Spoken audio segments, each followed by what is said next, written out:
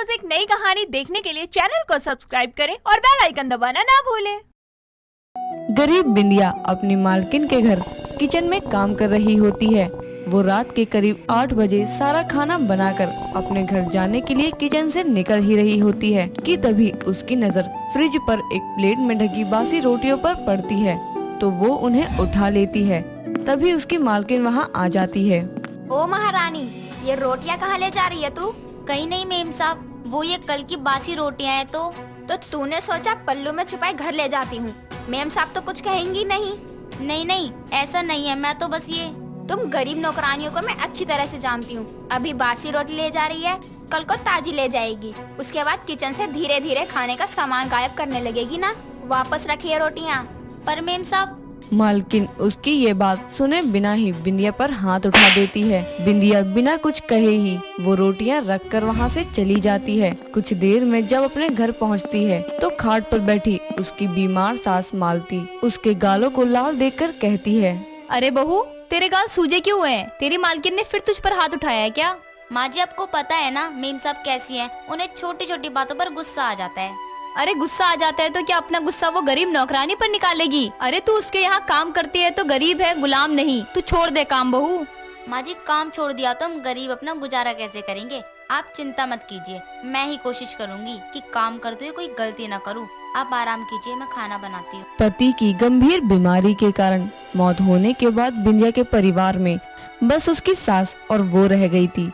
घर खर्च और बीमार सास की दवाइयों का खर्चा उठाने के लिए बिंदिया नौकरानी का काम किया करती थी, लेकिन उसकी मालकिन बहुत खड़ूस थी। जरा जरा सी बात पर उसे थप्पड़ लगा दिया करती थी, लेकिन पैसों के चलते बिंदिया वो काम नहीं छोड़ सकती थी। एक रोज रविवार के दिन उसका दूर का भाई दिनेश उसके घर आता है। अरे भैया, तुम आओ ना, बैठो। कैसी है बिंदिया? बहुत दिन हो गए थे तेरे से मिले, तो सोचा आज तेरे घर आ जाऊं। नमस्ते माँ जी। जीता रहे बेटा। अब तू आया है तो अपनी बहन को थोड़ी अक्ल दे, वरना मुझ बीमार सास से पहले ये काम करते हुए निपट जाएगी। माँ जी, आप भी ना। भैया, आप बताओ क्या खाओगे? आपकी एक गरीब बहन आपको 56 भोग तो नहीं खिला सकती, लेकिन जो बन पड़ेगा जरूर बनाऊंगी। अरे बहना, मुझे 56 भोग का कोई लालच नहीं है, बस तू अपने हाथ की आलू कचौरी खिला दे। जी भैया, मैं अभी बनाती हूँ। इतना कहकर बिंदिया आलू कचौड़ी बनाने की तैयारी करती है तो दिनेश मालती से बात करने लगता है। तो उसे पता चलता है कि गरीब बिंदिया काम के चक्कर में अपनी मालकिन का अत्याचार सहती है।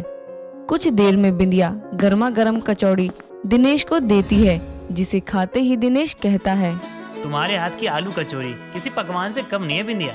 मन करता है खाते ही जाऊं, खाते ही जाऊं, खाते ही जाऊं। ये तो सही कह रहा है बेटा तू। बहू तो हर चीज स्वाद की बनाती है, लेकिन इसके हाथ की कचौड़ियों का स्वाद लाजवाब है। बिंदिया, जब तुम्हारे हाथ में इतना अच्छा हुनर है तो तुम्हें नौकरानी का काम करने की क्या जरूरत है? अपना खुद का कोई काम शुरू करो ना। भैया, हम गरीब के लिए इतना आसान नहीं है किसी भी काम की शुरुआत करना। और वैसे भी काम करूँगी भी क्या मैं? इन स्वादिष्ट कचौरियों को बेचो।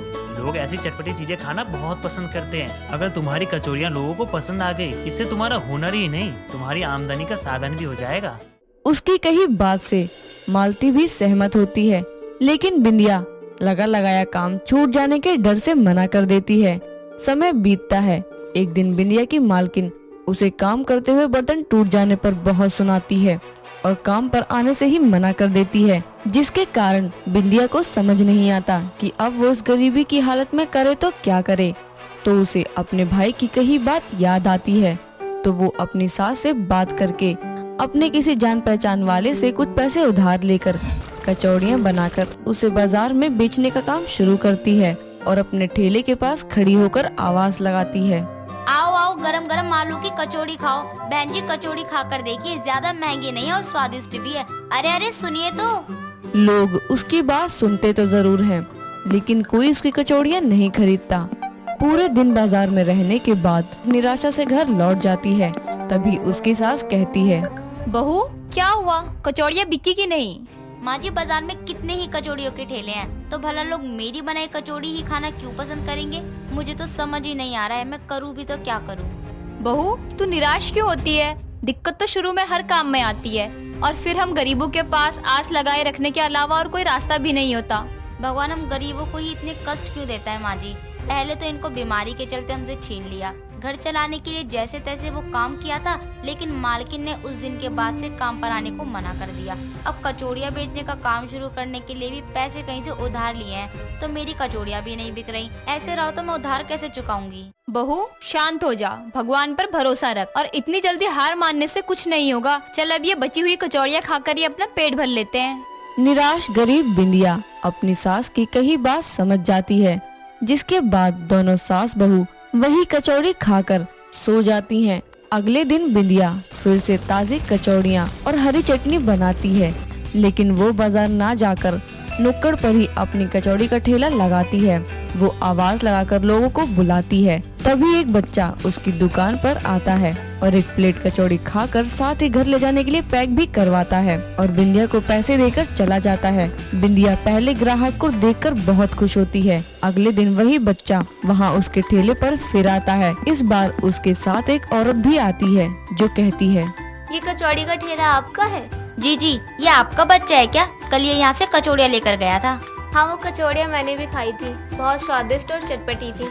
एक काम कीजिए, आप 4 प्लेट पैक कर दीजिए और हाँ, हरी चटनी ज्यादा डालिएगा, उसके साथ कचौड़ी खाने का मजा कुछ और ही है। जी जी, अभी देती हूँ। इतना कहकर बिंदिया 4 प्लेट कचौड़ी पैक करके उस औरत को दे देती है और वो औरत पैसे देकर वहाँ से बच्चे के साथ चली जाती है।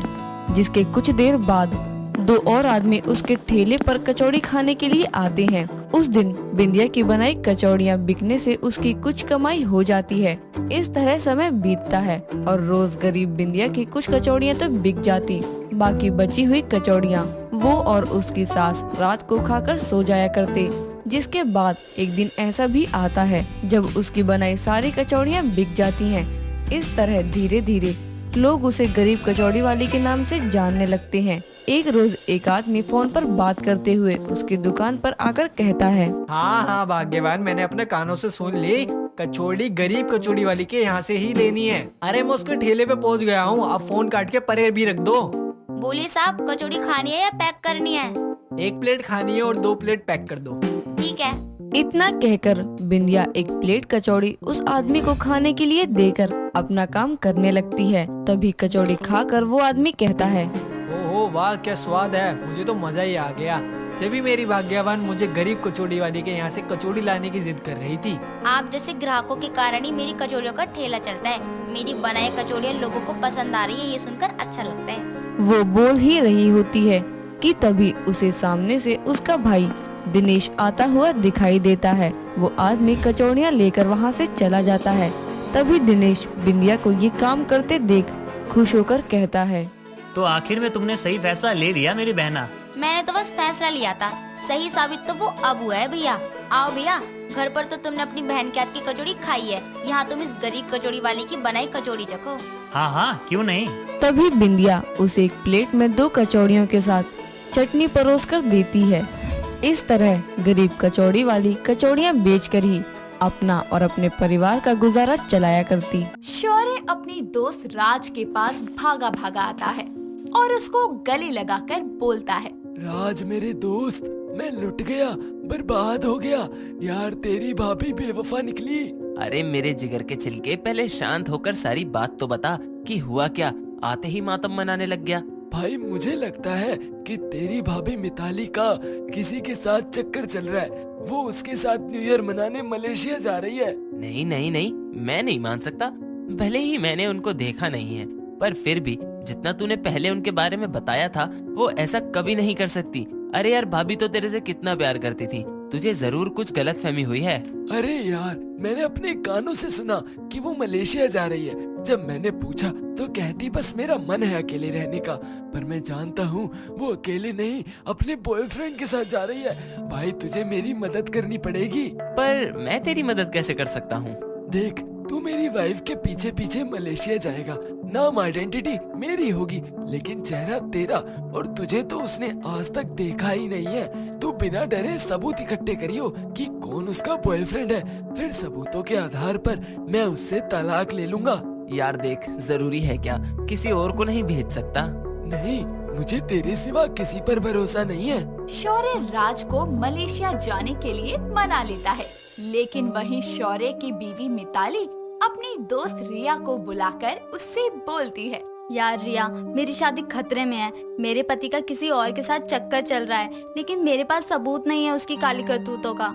यार ये सारे मर्द ना एक जैसे होते हैं, इसलिए मेरा शादी करने का बिल्कुल मन नहीं करता। लेकिन मेरे घर वाले तो मुझे रिश्ते दिखा दिखा कर पागल ही कर देंगे। मन तो करता है कहीं दूर भाग जाऊं। मेरे पास तेरी इस प्रॉब्लम का सॉल्यूशन है। देख, मैंने अपने पति से झूठ बोला है कि मैं मलेशिया जा रही हूँ, तो अब मेरी जगह तू मलेशिया चली जा मेरे नाम से। ऐसे में मेरे पति को लगेगा मैं गई हूँ और वो खुलेआम अपनी गर्लफ्रेंड के साथ मौज करेगा। बस मैं उसको रंगे हाथ तभी पकड़ लूंगी। हाँ यार, इसी बहाने कुछ टाइम अपने घर वालों और इस शादी के झंझट से दूर रहूंगी। पता कब जाना है। एक तरफ शौर्य राज को अपना जासूस बनाकर मिताली के पीछे मलेशिया भेजता है, तो वहीं मिताली खुद न जाकर अपने नाम से अपनी दोस्त को मलेशिया भेजती है।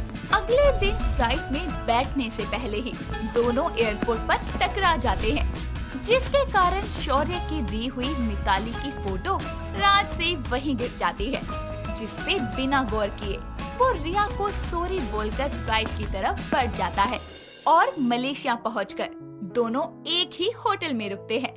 राज पहले चेक इन करके अंदर चला जाता है, तभी रिसेप्शन पर वो मिताली का नाम सुनता है, तो पलटकर देखने पर वहाँ वो रिया को मिताली समझकर बोलता है। तो ये हैं भाभी, यार शक्ल से तो कितनी स्वीट लग रही हैं। कौन कह सकता है कि इनका बॉयफ्रेंड है और अपने पति को धोखा दे रही हैं। वैसे एक बार शौर्य की दी तस्वीरों से कंफर्म कर लेता हूँ। राज देखता है कि फोटो वाला एनवलप तो खाली है, जिसके बाद वो बोलता है, शायद फोटो कहीं गिर गई।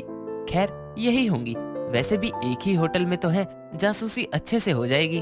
राज अपने कमरे में चला जाता है और रिया अपने कमरे में। कुछ देर बाद जब वो फ्रेश होकर निकलता है तो देखता है कि मिताली कहीं जा रही है, यानी रिया, जिसके बाद वो उसका पीछा करते हुए बोलता है, लगता है भाभी अपने बॉयफ्रेंड से मिलने जा रही हैं। पीछा करता हूँ। राज रिया का मिताली समझकर पीछा करता है और कुछ ही पलों में वो उसकी आंखों से ओझल हो जाती है, जिसके बाद वो इधर उधर देखकर बोलता है, कहाँ गई यार, अभी तो यहीं थी। राज जैसे ही पीछे मुड़ता है, मिताली उर्फ रिया उसके पीछे ही खड़ी होती है और अचानक से उसको अपने पास देखकर राज उसके ऊपर ही गिर जाता है, जिसके बाद नीचे गिरे गिरे रिया बोलती है, हटो मेरे ऊपर से बेअकल इंसान। राज खुद को संभालते हुए खड़ा होता है, जिसके बाद रिया भी खड़ी होकर बोलती है, आंखें हैं या बटन दिखाई नहीं देता और मेरा पीछा क्यों कर रहे हो? मैंने कब किया? अरे मैडम, आप अपने आप को ज्यादा ही स्पेशल नहीं समझ रही? कमाल है। ज्यादा ना भोले मत बनो। सब जानती हूँ मैं तुम जैसे लड़के को। अकेली लड़की देखी नहीं कि लाइन मारना शुरू कर दिया। लेकिन ये इंडिया नहीं है, यहाँ की पुलिस एक बार में ही अच्छे से सुताई करके छोड़ती है। अरे जाइए, मेरी भी किस्मत इतनी खराब नहीं है कि मैं आपके पीछे लगूं। दोनों एक छोटे से झगड़े के बाद अपने अपने कमरे में चले जाते हैं। ऐसे ही गुजरते दिनों के साथ राज मिताली बनी रिया से जाने अनजाने टकराता और मिलता रहता है, जिसके कारण उसके मन में रिया के लिए कुछ जज्बात पनप जाते हैं, जिन पर रोक लगाते हुए राज खुद को बोलता है, राज, इस दिल को समझा। वो भाभी हैं यार, तूने उनको उनके बॉयफ्रेंड के साथ पकड़ना है, ना कि खुद उनका बॉयफ्रेंड बनना है। राज रिया को मिताली समझकर उसका पीछा करता है, जिसके कारण मलेशिया की ट्रिप में वो ज्यादातर समय उसी के साथ गुजारता है। रिया का स्वभाव उसको बहुत पसंद आता है। रिया भी उसके साथ रोज होने वाली खट्टी मीठी लड़ाई के कारण उसको पसंद करने लगती है। एक शाम ट्रिप पर आए सभी लोग घेरा लगाकर बॉनफायर का मजा ले रहे होते हैं। तभी राज मिताली के करीब जाकर उससे बोलता है, वैसे हमें यहाँ आए 2 हफ्ते हो गए, लेकिन हमने झगड़े के सिवा कुछ नहीं किया, तो आज सोचा कुछ बात कर ली जाए। तो आप यहाँ सिर्फ घूमने आई हैं, वो भी अकेले? हाँ, लेकिन शायद लगता है अकेले सफर में ही कोई हम सफर मिल जाएगा। आपकी शादी नहीं हुई? इतने दिनों से तुम मेरे साथ हो, तुमको मैं शादीशुदा लगती हूँ। शादी से ही तो पीछा छुड़ाकर यहाँ आई हूँ। राज रिया का जवाब सुनकर अकेले में जाकर शौर्य को कॉल करके बोलता है, मेरे भाई, भाभी तो बोल रही हैं कि वो शादीशुदा ही नहीं है। अभी डाइवोर्स भी नहीं हुआ, लेकिन इसने अभी से ही मुझे अपना पति मानने से इनकार कर दिया।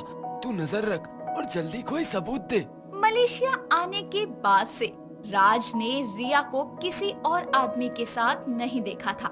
हाँ, इस बीच में वो उससे प्यार जरूर कर बैठा था, लेकिन वो उसको अपनी भाभी समझकर कुछ नहीं बोल पाया था। और ट्रिप के आखिरी दिन वो शौर्य को कॉल करके बोलता है, भाई तू गलत है, भाभी का कोई बॉयफ्रेंड नहीं है। पूरी ट्रिप के दौरान मेरे साथ ही थी वो, ना वो किसी से मिली ना उनके पास कोई आया, लेकिन तूने मुझे यहाँ भेजकर गलती कर दी। क्यों, क्या हुआ? प्यार भाभी से। लेकिन तू चिंता मत कर, मुझे मेरी लिमिट्स पता है। मैं आज ही इंडिया आ रहा हूँ, भूल जाऊंगा इस ट्रिप को, बस तू भाभी को अपना ले, वो सही है। राज ये कहकर कॉल को कट कर देता है और होटल से चेकआउट कर लेता है। उसके जाने के बाद मिताली उर्फ रिया उसको सब जगह ढूंढती है, लेकिन उसके ना मिलने पर वो रिसेप्शन पर बैठी लड़की से बोलती है, मिस्टर राज थे रूम नंबर 15 में, कहाँ गए हैं? नो मैम, उस रूम में कोई राज नहीं बल्कि मिस्टर शौर्य थे। क्या शौर्य? मुझसे झूठ बोला? और शौर्य तो मिताली का पति है। रिया ये सब जानकर मिताली को कॉल करके सब बताती है, जिस पर मिताली बोलती है, क्या शौर्य वहाँ मलेशिया में तेरे पीछे आया था? हाँ यार, अभी आधे घंटे पहले ही चेकआउट किया है उसने, लेकिन यार उसने मुझे धोखा दे दिया। क्या हुआ रिया? मुझे प्यार हो गया था उससे, और आज ऐसे अचानक मुझे पता लगा कि वो तेरा पति है। यार ऐसा कैसे हो सकता है? पूरी ट्रिप पर उसने कहीं मुझे ये नहीं बताया कि वो शादीशुदा है। मैं आज इंडिया वापस अपने घर आ रही हूँ। रिया का दिल बुरी तरह टूट जाता है ये जानकर कि जिससे उसने प्यार किया था वो तो उसकी दोस्त का पति निकला। वहीं राज रिया को अपने दोस्त की पत्नी समझकर बिना अपने प्यार का इजहार किए इंडिया की फ्लाइट में बैठ गया। लेकिन इसी बीच इंडिया में एक होटल के बाहर मिताली और शौर्य टकरा जाते हैं, जिस पर दोनों ही हैरान होकर बोलते हैं, तुम यहाँ? तुम यहाँ कैसे? तुम तो मलेशिया गई थी। गए तो तुम भी थे मेरे पीछे। तुम बताओ क्या चल रहा है? दोनों एक दूसरे को बताते हैं कि आखिर क्या क्या हुआ था और कैसे कैसे हुआ था। उन दोनों ने ही अपने अपने दोस्तों को अपनी अपनी जगह भेजा था। ये सब गलतफहमी दूर होते ही उनको समझ आता है कि उन दोनों में कोई बेवफा नहीं है, लेकिन अब उनकी वजह से दो प्यार करने वाले गलतफहमी के चलते अलग होने वाले हैं, जिस पर दोनों साथ मिलकर राजू के घर जाते हैं और उसके इंडिया आते ही उसको सारी सच्चाई बताते हैं। उसी दिन शाम को रिया भी इंडिया आकर अपने घर चली जाती है, जहां उसके घर वालों ने पहले ही एक लड़के को उसे देखने बुलाया था। रिया भी टूटे दिल के कारण बिना कुछ बोले सबके बीच बैठ जाती है। तभी कुछ देर में वहां राज, शौर्य और मिताली आते हैं और राज बोलता है, ओए कोई शादी कोई रिश्ता नहीं होगा यहाँ, भागो यहाँ से। हाउ डेयर यू, तुम्हारी हिम्मत कैसे हुई धोखेबाज कहीं के मेरे घर आके रिश्ता तोड़वाने की? क्योंकि रिया ये धोखेबाज नहीं है, ये मेरा पति नहीं है बल्कि ये मेरे पति शौर्य हैं। मिताली रिया को सारी सच्चाई बताती है, जिसके बाद ये सब सुनकर रिया राज के सामने खड़ी होकर आंखों में आंसू भरकर उसे देखने लगती है, जिस पर राज बोलता है, अब ऐसे देखती ही रहोगी कि मुझे गले भी लगाओगी? राज और रिया एक दूसरे को गले लगा लेते हैं और गलतफहमी से शुरू हुई ये लव स्टोरी सही अंजाम पर आ जाती है। दोस्तों, अगर आपको ये कहानी पसंद आई तो इसे लाइक करें, शेयर करें और कमेंट करके बताएं कि कहानी में आपको सबसे अच्छा क्या लगा।